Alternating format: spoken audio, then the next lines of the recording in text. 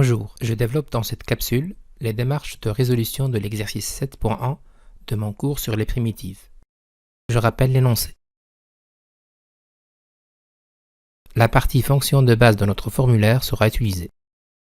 L'objectif est de vous rappeler les bases. Pour la première question, il s'agit de la primitive ou intégrale de 4. C'est tout simplement 4x. La constante 4 se place à l'extérieur et la primitive de 1 c'est x. On ajoute une constante pour parcourir toutes les primitives.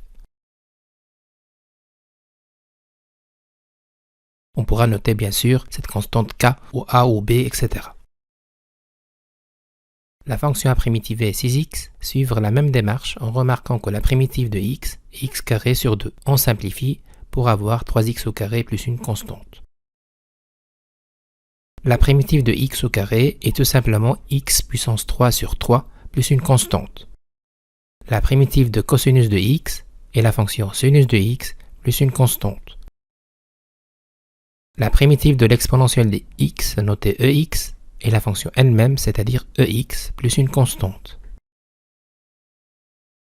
La primitive de 1 sur x est la fonction logarithme népérien ln de la valeur absolue de x plus une constante. La primitive de sinus de alpha, ici la variable à changer c'est alpha, est la fonction moins cosinus de alpha plus une constante. La primitive de 1 sur 2 racine carrée de x est exactement la racine carrée de x plus une constante.